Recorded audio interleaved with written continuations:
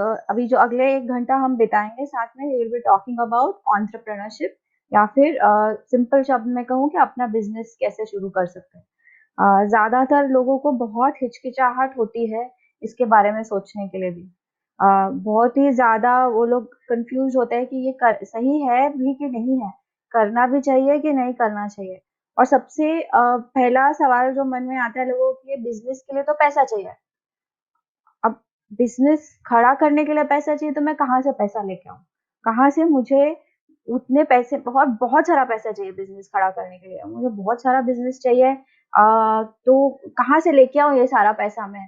मैं कैसे शुरू करूँ? और हमेशा बिज़नेस सोचा कि लोग सोचते बड़ा एकदम, जैसे रिलायंस या टाटाज़, या फिर बहुत बड़ी कंपनियों, फ्लिपकार्ट, मिंत्रा, अमेज़न, और सोचते इतना बड़ा बिज़नेस करने के लिए मैं कहाँ से पैसा लेके आऊँ, और इतना बड़ा बिज़नेस मैं खोल सकता हूँ कि नहीं, या खोल सकती हूँ कि नहीं।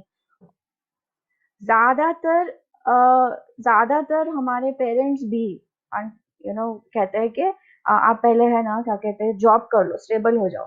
जॉब कर लोगे, स्टेबिलिटी आ जाएगी, स्टेबिलिटी आ जाएगी, फिर थोड़ा पैसा आ जाएगा, फिर उसके बाद में आप बिज़नेस शुरू करना। है ना? ज़्यादातर इस तरह से हम लोगों को स्कूल में भी यही सिखाया जाता है। जब हम स्कूल में 10-12 साल स्कूलिंग करते हैं, तो उसमें भी ज़्यादातर से स्टेबिलिटी, स्टैंडर्ड, ऐसे ही करो।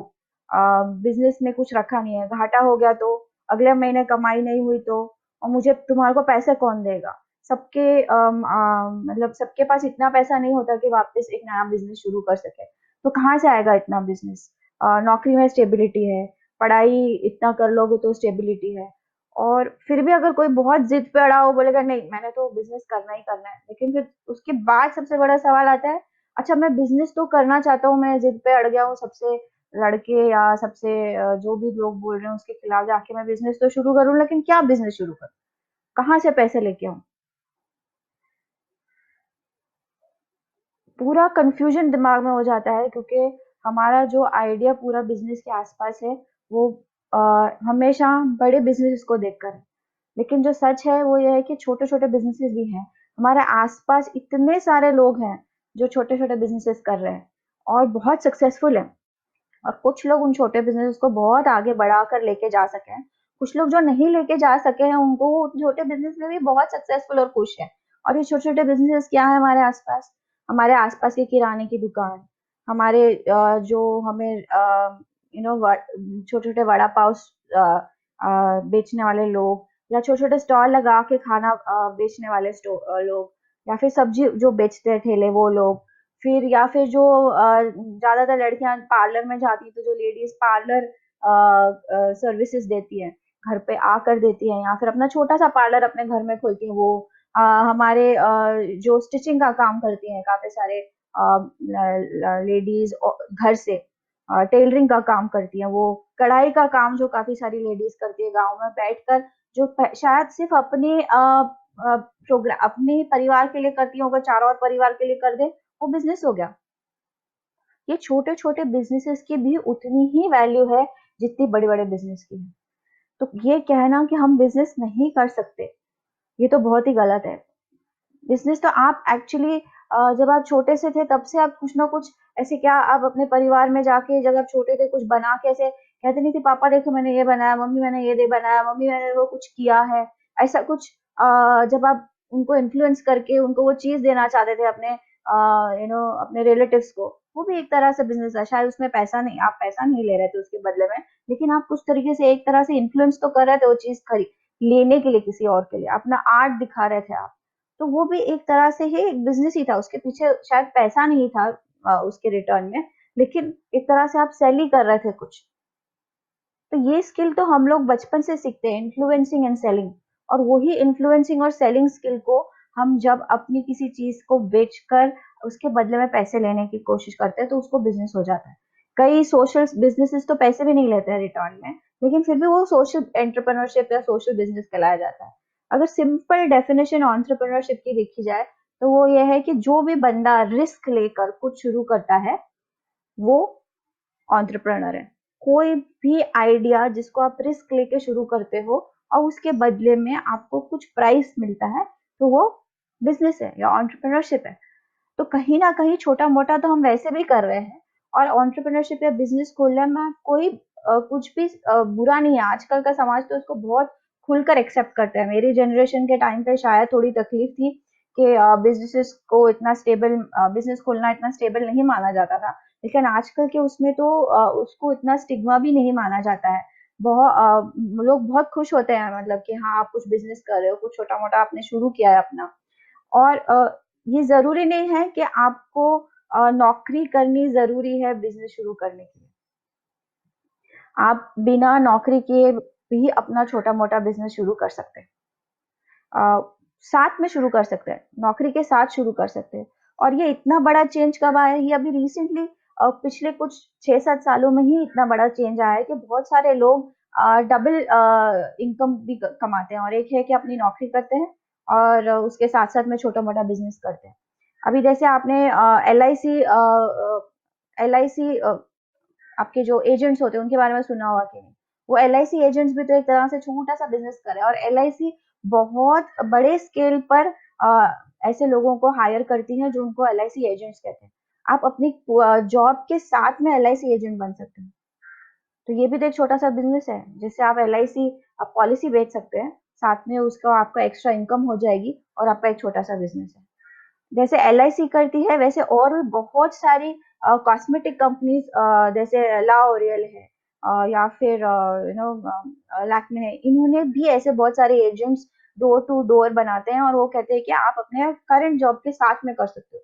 तो जरूरी नहीं है कि आपके पास एक जॉब होनी चाहिए और पहले आप जॉब का एक्सपीरियंस ले लो और फिर बिजनेस करो। आप जॉब के साथ भी बिजनेस कर सकते हैं और बिना जॉब कभी किए हुए भी आप अपना बिजनेस शुरू कर सकते हैं।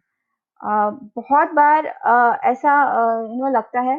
अ, एक एग्जांपल देती हूँ। मैं एक जगह गई थी तो मेरे एक एंटरप्रेन्योरशिप का हम लोग सेशन ले रहे थे इसी के ऊपर बिजनेस कैसा करना चाहिए और वहाँ पे एक गेस्ट स्पीकर बुलाए गए थे और वो गेस्ट स्पीकर से जब हमने उनकी स्टोरी सुनी तो हम बहुत हैरान हुए। तो उन्होंने सबसे पहला लाइन कहा था कि मैं अगर आपको बताया कि मैंने आप एक्चुअल क्या बिज़नेस करता हूँ, तो आप थोड़े आपका जो मेरे तरफ आदर भाव है या फिर जो रिस्पेक्ट है, वो थोड़ी शायद कम हो जाए। और हम लोग सब हैरान हो गए कि ऐसा क्यों क्यों हम रिस्पेक्ट कम करेंगे? इतने अच्छे बिज़नेसमैन हैं, मतलब यहाँ पे इनवाइट किए हैं, तो डेफिनिटली इनका कोई बहुत अच्छा और बड़ा बिज़नेस होगा। तो उन्होंने कहा, "आपको पता है मैं 4 लाख रुपए महीना कमाता हूँ।"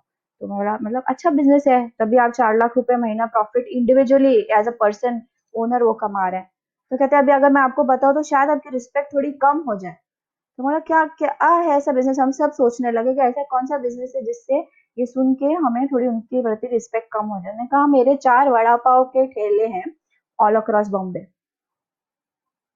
थोड़ा रिस्पॉन्स अजीब से आया लोग में से एंड उसमें से कुछ लोगों को लगा अरे वड़ा पाव का ठेला है तो ये बिजनेसमैन थोड़ी ना है, तो इसको यहाँ पे क्यों बुलाया है?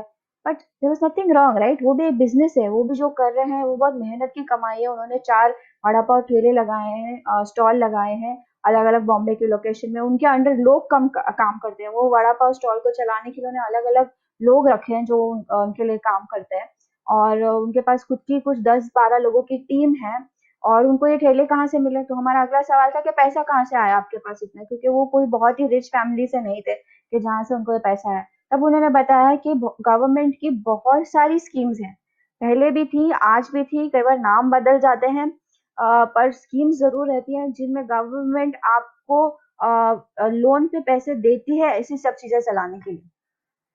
एक आप नोट डाउन कर सकते हैं, सिडबी है नाम। सिडबी बैंक बहुत सारे लोन्स देती है वुमेन, खासकर औरतों को और जेंट्स को भी। और लोग ऐसी फैमिली से आते हैं जिनके इनकम इनकम इतनी कम है कि वो बिजनेस के लिए पैसा नहीं डाल सकते, सिडबी उन लोगों को लोन देती है ऐसे अलग अलग टाइप के बिजनेस के लिए। तो यूजुअली क्या होता है, हमें सिर्फ कॉमन बैंक जैसे एसबीआई है, आईसीआईसीआई बैंक है, ये सब पता है। उनके पास ये स्कीम्स जरूरी नहीं है, इसीलिए ऐसी बैंक्स अलग से भी हैं जैसे सिडबी है। एक और डिपार्टमेंट है गवर्नमेंट का जिसे कहते हैं MSME, medium small and micro enterprises. ये एमएसएमई आप लिख सकते हैं, एमएसएमई। ये आपका जो होगा आपके आपके एरिया में जहाँ भी इनका ऑफिस होगा आप उनको अप्रोच कर सकते हो। ओके। एंड उनको अप्रोच करके आप उनके बारे पूछ सकते हो कि आपके लोकेशन में, आप कहीं भी भारत में कहीं पे भी हैं, तो आपके लोकेशन के हिसाब से आपको क्या स्कीम मिल सकती है। आप अपना पूरा डिटेल्स अगर उन्हें देंगे तो वो आपको पूरा गाइड भी करते हैं कि बिजनेस कैसे खोलना है, लोन कहाँ से लेना है। अगर आप वुमेन हैं, अगर आप लड़की हैं और आप खोलना चाहते हैं तो आपके लिए एक्स्ट्रा स्कीम्स हैं, एक्स्ट्रा प्रोविजंस हैं। और बहुत सारे लोगों ने इनका फायदा उठाकर अपने छोटे छोटे बिजनेस खोले। There's something called as self help group also, SHGs, जो डिस्ट्रिक्ट लेवल पर हैं, जो औरतों को सपोर्ट करते हैं और छोटा छोटा बिजनेसेस अपने ही एरिया में खोलने के लिए। ठीक है, तो इसलिए पैसा दिक्कत नहीं है।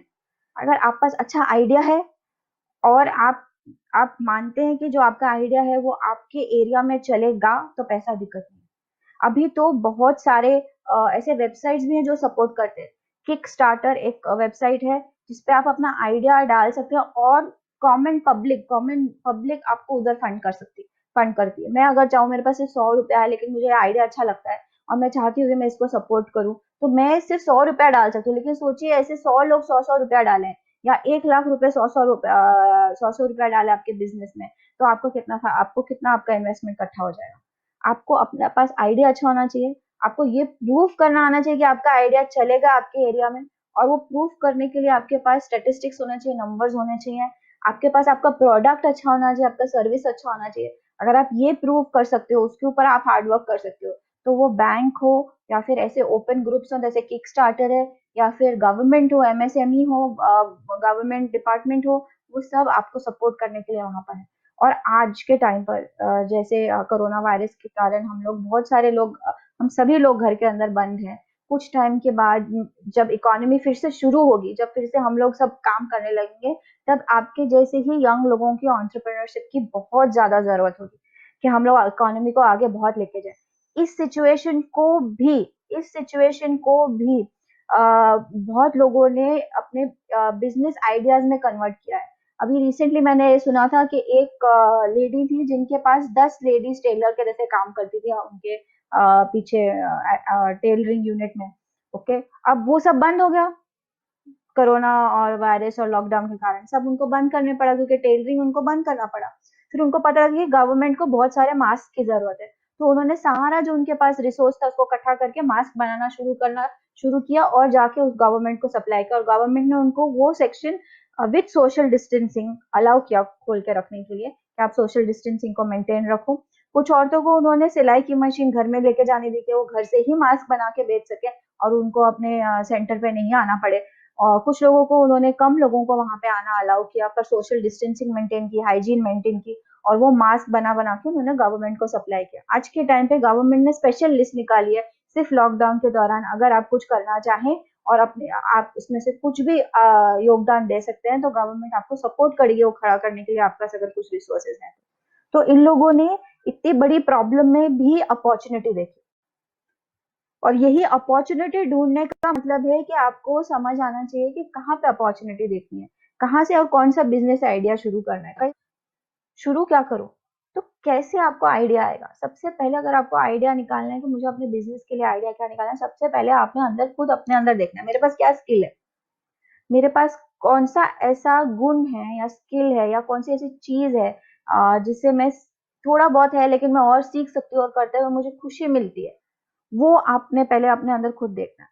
दूसरा आपने फिर देखना है कि बाहर कौन सी चीज की डिमांड है, और वो डिमांड कैसे पता लगेगी? आसपास घूमते फिरते लोगों से बात कीजिए, बात करके आप समझने की कोशिश कीजिए कि उनको क्या तकलीफें आती हैं। छोटी छोटी उनकी तकलीफों और पेन पॉइंट को क्या आप दूर कर सकते हैं अपने स्किल से? तो आप अगर उनके पेन पॉइंट को अगर आप दूर कर सकते हैं अपने किसी स्किल से या किसी टैलेंट से, या फिर कोई चीज उनको पहुंचा सकते हैं जिससे उनकी तकलीफ कम होती है और उसके बदले में वो आपको पैसे भी देने को तैयार हैं, तो आपका वहां आपका बिजनेस आइडिया अपने आप बन गया। उसके बाद आपको सिर्फ वो स्किल और बढ़ाना है अपना, और धीरे धीरे अलग अलग स्कीम से या थोड़े बहुत पैसे इकट्ठे कर कर आपने उसको शुरू करना है। एक मुझे अभी भी याद है, कई बार लोग बोलते हैं बहुत सारे पैसे की जरूरत होती है। ऐसा भी नहीं है बहुत सारे पैसे की जरूरत है। अभी मेरे एक फ्रेंड हैं जिन्होंने अपना बिजनेस शुरू किया सिर्फ टी शर्ट प्रिंट करके देने का, तो उन्होंने सब कुछ क्रेडिट पे लिया। सब कुछ क्रेडिट पे लिया। उन्होंने पहले अपना आइडिया बेचा, ठीक है? उस आइडिया को बेच के उन्होंने बहुत सारे कॉलेजेस को अप्रोच किया, और अक्सर कॉलेजेस को उनके एनुअल फेस्टिवल्स में कॉमन टी शर्ट्स चाहिए होती है, एक जैसी टी शर्ट, उसके ऊपर पीछे कॉलेज का नाम लगा होता है, आगे पिक्चर लगी होती है। तो उन्होंने बहुत सारे कॉलेजेस को अप्रोच किया और बहुत सारी कंपनीज को अप्रोच किया। जैसे ही उनके पास एक ऑर्डर आया 1000 टी शर्ट्स का, ठीक है, उन्होंने सब आइडिया वाइडिया लेकर, सब उसका ऑनलाइन पूरा बनाकर कि ऐसे आपकी टी शर्ट दिखेगी, वैसे टी शर्ट दिखेगी, पूरा अप्रूवल लेने के बाद वो मार्केट में गए अलग अलग मटेरियल करेक्ट करने के लिए, और सारा मटेरियल आपको क्रेडिट पे मिलता है। आपको सब मटेरियल क्रेडिट पे मिलता है, 3 महीने की क्रेडिट पे, 4 महीने की क्रेडिट पे। तो उन्होंने पहले वो सारा मटेरियल इकट्ठा कर कर पूरा प्रिंटिंग करा के क्लाइंट को बोला कि मुझे आप 45 डेज में पे करो। जब क्लाइंट ने 45 डेज में पे किया, तो उन्होंने बाकी के समझो 45 डेज के बजाय 60 में क्लाइंट ने पे कर दिया, समझो अगर वो टाइम से नहीं कर रहा है, तो वो पैसे उन्होंने लेकर वापस लौटा दिए जो उन्होंने क्रेडिट पे सारा सामान लिया हुआ था, और उनका प्रॉफिट उनके पास हो गया। उनका कितना पैसा खर्च हुआ? पैसा नहीं खर्च हुआ उनका खुद का समय खर्च हुआ, उनका खुद का दिमाग खर्च हुआ। उन्होंने उस हिसाब से जुगाड़ किया। हम इंडियंस बहुत अच्छे हैं जुगाड़ करने में, हम बहुत अच्छे हैं आपस में मिलकर चलने में। और आप जब मैंने अपना बिजनेस शुरू किया था करीबन आज से 8-10 साल पहले, तब मैंने भी उसमें कुछ बिजनेस पैसे नहीं लगाए थे। मैंने सिर्फ मेरे पास जो स्किल था ट्रेनिंग का, एचआर का, उसको यूज किया। एक वेबसाइट बनाई, खुद बनाई। मुझे तब नहीं आती थी वेबसाइट बनानी, मेरे को कुछ आइडिया नहीं था कि वेबसाइट कैसे बनाते हैं, लेकिन खुद नेट पे सर्च कर करके मैंने बनाया। और मुझे आज भी याद है जो मेरे पहले क्लाइंट थे, उनको पता नहीं कहाँ से ऐसा लगा कि मुझे सच में पैसे की जरूरत है आगे और क्लाइंट्स लाने के लिए, और उनको भी जो सर्विस देनी है उसके लिए मुझे किसी को रखना पड़ेगा। मुझे, क्योंकि मैं रिक्रूटमेंट करती थी, तो मुझे जॉब साइट पे रिक्रूटमेंट की एडवर्टाइजमेंट डालने के लिए पैसे देने पड़ेंगे। तो उनको पता नहीं कहाँ से आइडिया आया, तो मैंने उनको बोला नहीं था, लेकिन उनको कहीं से समझ आ गया, और उन्होंने बोला ठीक है, मैं आपको 10% एडवांस देता हूँ आपकी फीस का। मुझे विश्वास है कि आप में अगर इतना पैशन है और अगर इतना कुछ करना चाहते हैं, मैं आपको 10% एडवांस देता हूँ। उन्हें 10% अपना रिस्क पर डाला मेरे ऊपर, और वही एडवांस से मैंने उनके लिए जो भी करने के लिए चीजें इकट्ठी करनी थी, वो मैंने इकट्ठी की, और मैंने अपना फर्स्ट सर्विस डिलीवर किया। तो हमारा जो एटमॉस्फेयर है एज ए सोसाइटी, हम लोग काफी एक दूसरे को हेल्पफुल है, ठीक है? तो इस कारण से इतना मुश्किल नहीं होता है। ये सिर्फ हमारे मन के डर है जिस जो हमें रोक रहे होते हैं कि हम नहीं कर सकते। दूसरा डर जो होता है, हम घर बैठ के कुछ नहीं कर सकते। आजकल के बहुत सारे बिजनेस है जो आप घर बैठ के कर सकते हैं। जैसे अभी किसी ने पूछा मुझे ऑनलाइन अर्निंग करनी है, मैं कैसे करूँ? ऑनलाइन भी बहुत सारे काम है। डेटा एंट्री का काम ऑनलाइन कर सकते हो आप। बहुत सारे जेन्युइन वेबसाइट्स हैं जो आपको डेटा एंट्री का काम देंगे, जिसमें गवर्नमेंट भी बहुत सारे डेटा एंट्री के काम प्रोवाइड करते हैं, और आप उनके थ्रू भी जा सकते हैं, गवर्नमेंट वेबसाइट्स के थ्रू। और दूसरे भी जगहों से होता है जहाँ पे आपको डेटा एंट्री का काम मिलता है। हाँ, जब डेटा एंट्री का काम ऑनलाइन करते हैं तो उसमें आपको पर इतना फिलिंग अप नहीं होता है। दूसरा ऑनलाइन काम जो होता है ट्रांसक्रिप्शन, आप सुनेंगे और सुन के आप वो टाइप करके देंगे। बहुत सारी सर्विसेज ऐसे हैं जिसमें ट्रांसक्रिप्शन कंपलसरी है। जैसे कोई भी जैसे कोर्ट में कोई भी काम होता है तो वो ट्रांसक्राइब होता है। आप देखेंगे ना, वहाँ पे एक लेडी बैठी होती है टाइप करते हुए। वैसे बहुत सारे लॉयर्स और बहुत सारी इन्वेस्टिगेशन में ट्रांसक्रिप्शन की जरूरत होती है, जो प्राइवेट होती है, जिसमें वो ट्रांसक्रिप्शन का काम वो आगे सौंप देते हैं। बहुत सारी कंपनियों में ट्रांसक्रिप्शन का काम होता है, जहाँ पे मीटिंग्स का ऑडियो रिकॉर्डिंग हो जाता है और बाद में वो आगे दिया जाता है, और उसमें ट्रांसक्रिप्शन का आगे आपको काम मिल सकता है घर बैठे बैठे। तो ऑनलाइन ऐसे बहुत सारे आपको जॉब घर पे बैठे हुए मिल सकते हैं जो आप टेक्नोलॉजी की मदद से कर सकते हैं। जो लोग टेक्नोलॉजी से कंफर्टेबल नहीं है, तो वो दूसरे काम भी ऑनलाइन कर सकते हैं। अभी मेरे खुद के घर के मेड हैं, उनकी बेटी अर्बन प्रो पर बुटीक का काम करती है। शी गोज, मतलब उनको वहां से अर्बन प्रो से काम आता है, वे शी गोज। मैं यहाँ पे किसी वेबसाइट को सेल नहीं करना चाहती हूँ, लेकिन फिर भी I am just giving an idea कि ऐसे बहुत सारे वेबसाइट्स हैं जो इन सर्विसेज को आगे प्रमोट करते हैं। जैसे क्लीनिंग सर्विसेज चाहिए किसी को घर में, किसी को सैलून सर्विसेज चाहिए घर पर, तो मैं खुद खुद काफ़ी सारी लेडीज़ को जानती हूँ जो इन वेबसाइट्स के थ्रू जाकर बुटीक का काम घर-घर जाके करते हैं और उसमें उनको बहुत अच्छा इनकम हो जाता है। क्लीनिंग करते हैं, हमारे खुद के घर मेरे खुद के घर में जब हम डीप क्लीनिंग के लिए लोगों को बुलाते हैं, they are well educated students who are doing this. Okay, वो जाते हैं और वो जाके ऐसे असाइनमेंट्स इकट्ठे लेते हैं और पूरी उनको क्लीनिंग का उन्होंने कोर्स किया हुआ है छोटा-सा, जिसमें सारी क्लीनिंग की होम क्लीनिंग की सारी जो आपकी होम क्लीनिंग की सारी जो टेक्नोलॉजी है, सारे जो प्रोडक्ट्स हैं, उनको कैसे यूज़ करना चाहिए, वो कोर्स लेने के बाद they go house to clean based on उनके पास कब असाइनमेंट आता है, कब उनके पास प्रोजेक्ट आता है। और इस स्टूडेंट्स को उससे ज़्यादा और जब वो लोग मेरे घर पे आते हैं, मैंने कई बार उनसे पूछा है, "भी आप ये कैसे आप मतलब ये आपको अपने एजुकेशन के साथ मैच करते हो?" कहते हैं, "ये हमारे लिए बेस्ट है, क्योंकि हम साथ में पढ़ रहे हैं और जैसे ही हमारे को ऐसा लगता है कि अभी कॉलेज में या स्कूल में उतना हमारे को कॉलेज में स्पेसिफिकली हमें इतना ज़ोर नहीं है पढ़ाई पे, तो हम ये सर्विसेज़ लेते हैं। जैसे छुट्टियों के समय, दिवाली की छुट्टियों के समय, क्रिसमस की छुट्टियों के समय वो लोग ऐसा काम लेते हैं। 3-3 4-4 लोग इकट्ठे जाते हैं। उन्होंने अपनी टीम बनाए रखी है और घर-घर जाके वो लोग क्लीनिंग करते हैं। So there is a dignity of labour. कभी भी आप ऐसी जॉब्स को मैंने देखा है कि अक्सर क्या होता है, लोग बोलते हैं ये ना मतलब छोटा काम है। कोई काम छोटा या बड़ा नहीं है। These are entrepreneurs. ऐसे कर करके मेरे एक स्टूडेंट ने बहुत बड़ी क्लीनिंग कंपनी शुरू कर दी। आज उसके अंडर लोग हैं 100 लोग जो करते हैं। पहले वो खुद करते थे। अब उनके अंडर है 100 लोग। उन्होंने ऐसे ही लोगों को इकट्ठा कर करके अपने एक्सपीरियंस से इतनी बड़ी टीम बना दी क्योंकि उनका काम अच्छा है। तो कोई काम छोटा या बड़ा नहीं है। कोई काम आप कह देंगे ना कि ये मैं अभी नहीं करूँगा, मैं तो बिज़नेसमैन बनना चाहिए, छोटा काम है, तो फिर आप कभी बिज़नेस नहीं कर पाएँगे। आप प्लीज़ याद रखिए, अगर आपने अच्छा सक्सेसफुल बिज़नेसमैन बनना है तो एक बिज़नेसमैन सब कुछ करता है। मैं अपने ऑफ़िस में अपनी चाय से लेकर अपने कमरे को रूम करने से लेकर पावर पॉइंट प्रेज़ेंटेशन और क्लाइंट प्रेज़ेंटेशन भी करती हूँ। तो कोई काम छोटा या बड़ा नहीं है।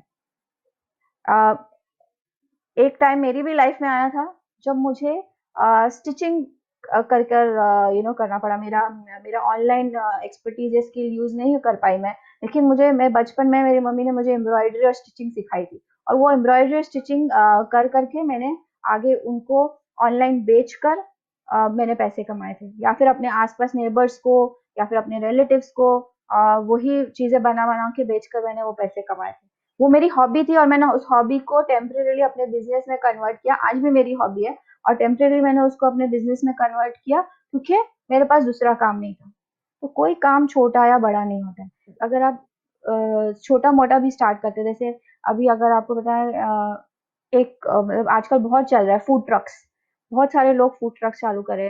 हर लड़की को घर में मेरा मानना तो है कि लड़कों को भी सिखाना चाहिए, लेकिन एटलीस्ट हर लड़की को इंडियन घर में कुकिंग सिखा देते हैं और हर लड़की के पास वो स्किल अपने आप नेचर ने भी दी हुई है कि हम लोग कुछ कुकिंग में ज़्यादा प्यार से बनाते हैं, ज़्यादा अच्छा बनाते हैं। तो बहुत सारी लड़कियां हैं फूड ट्रक्स चालू करती हैं, टिफिन सर्विसेज चालू करती हैं।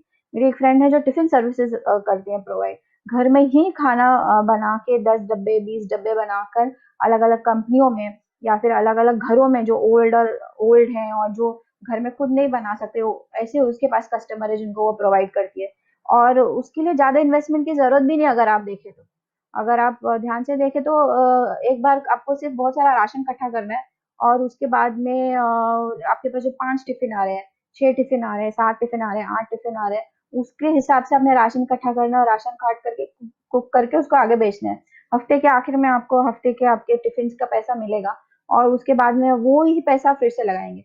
हाँ, ये ज़रूर आप ध्यान रखिए कि जब आप बिज़नेस स्टार्ट करते हो और आपको अगर ज़ीरो इन्वेस्टमेंट कहीं और से मिल रहा है, तो आपके पास जो पहला पैसा आएगा उसको एकदम खर्च मत कर दो। उसी पैसे का मेजॉरिटी पैसा आप वापस अपने ही बिजनेस में लगाओ कि आप उसको थोड़ा बढ़ा सको। कि आज अगर मैंने 5 टिफिन बनाए और मेरे को 5 टिफिन का पेमेंट मिला है, तो जो उसका प्रॉफिट आया मैं उसको वापस अपने ही बिजनेस में लगाऊं कि मैं कल 10 टिफिन बना सकूं। जब आप रेगुलरली आप जहाँ से राशन खरीदते हो उनको भी बोलोगे कि भाई हम देखो 10 किलो का आटा ले रहे हैं, 10 किलो के चावल ले रहे हैं और हम लोग आगे लेते रहने वाले हैं, क्या आप मुझे उधार पे दे सकते हो? कोई भी किराने वाला और दुकानदार आपको 1 महीने का उधार तो कोई भी देने को तैयार हो जाता है। तो इस तरीके से आप अपना स्लोली बिजनेस कम पैसों, कम इन्वेस्टमेंट से भी धीरे-धीरे बढ़ा सकते हो। और बहुत सारे ऐसे काम हैं जो लेडीज कर सकती है आजकल। अगर आप देखेंगे तो कुछ कंपनियां अपनी ट्रक्स दे रही हैं आपके बिजनेस को स्पॉन्सर करने के लिए। जैसे महिंद्रा एंड महिंद्रा प्रोवाइड करती है, और एक उनका केस स्टडी भी है अगर आप उनके वेबसाइट पे जाएंगे, जहाँ पर उन्होंने अपने ट्रक्स वुमेन एंटरप्रेन्योर्स को फूड ट्रक चलाने के लिए दिए गए हैं, और प्लस उन्हें सिर्फ ट्रक ही नहीं, थोड़ा सा इन्वेस्टमेंट भी दिया है, और सक्सेसफुली काफी सारी लेडीज ने उसके थ्रू शुरू भी किया। ऐसी काफी सारी प्राइवेट कंपनियां भी हैं जो आपको आपका छोटा सा बिजनेस शुरू करने के लिए किसी ना किसी तरीके से आपको हेल्प करेंगी। क्यों कर रही हैं वो लोग? यस, क्योंकि उनका खुद का वो खुद करना चाहती है, क्योंकि वो सोसाइटी को वापस कंट्रीब्यूट करना चाहती है। दूसरा है something called as CSR, corporate social responsibility act. CSR के थ्रू गवर्नमेंट ने कंपलसरी किया है कि एक्स परसेंटेज जो भी वो प्रॉफिट कमाते हैं उनको सीएसआर एक्टिविटी में लगाना है। और उस सीएसआर एक्टिविटी में लगाने के लिए उनके पास पैसा बहुत है, लेकिन उनको पास पता नहीं कहाँ जाए। उस इसलिए अगर आप उनको अप्रोच करें कि ऐसा कुछ मैं करना चाहती हूँ, आप मुझे सपोर्ट करो, तो वो वहाँ का सीएसआर का पैसा वो इस तरह से बहुत सारे छोटे छोटे एंटरप्रेन्योर्स को अपने पैरों पर खड़े होने के लिए लगाने को तैयार होती है। तो ये भी एक तरीके से गोल चक्कर है जो गवर्नमेंट ने बनाया फाइनली। वापस बहुत सारा एंटरप्रेन्योरशिप और न्यू बिजनेस को स्टार्ट करने के लिए उन्होंने तरीका अपनाया है, लेकिन ये बहुत फ्रूटफुली काम कर रहा है। तो इस तरह से आप प्राइवेट कंपनीज के भी वेबसाइट पे जाके देख सकते हैं कि उनके पास ऐसा कोई स्कीम है कि नहीं। उनके वेबसाइट पे जरूर लिखा होता है, उनकी कॉम्पिटिशन्स होती है, और वो कॉम्पिटिशन्स में भी आप पार्टिसिपेट कर सकते हैं, और उसके बाद में अगर आप जीत गए तो आपको अच्छा पैसा भी मिलेगा अपना बिजनेस स्टार्ट करने के लिए, और फंड भी मिलेगा और गाइडेंस भी मिलेगा। 1-to-1 गाइडेंस देते हैं वो लोग, आपको पूरा हेल्प करते हैं। उनकी टीम्स होती है आपको पूरा हेल्प करने के लिए। कुछ कंपनियां जिनके बारे में जानती हूँ जो ऐसा करते हैं, वो टाटाज है, महिंद्रा एंड महिंद्रा ग्रुप है, आदित्य बिरला है, ये लोग कर रहे हैं। एलआईसी बहुत सालों से अपने एलआईसी एजेंट्स को प्रमोट कर रही है, from people working from home. उनकी तो एड आती है सारे चैनल्स पे एलआईसी एजेंट्स के रिक्रूटमेंट के लिए।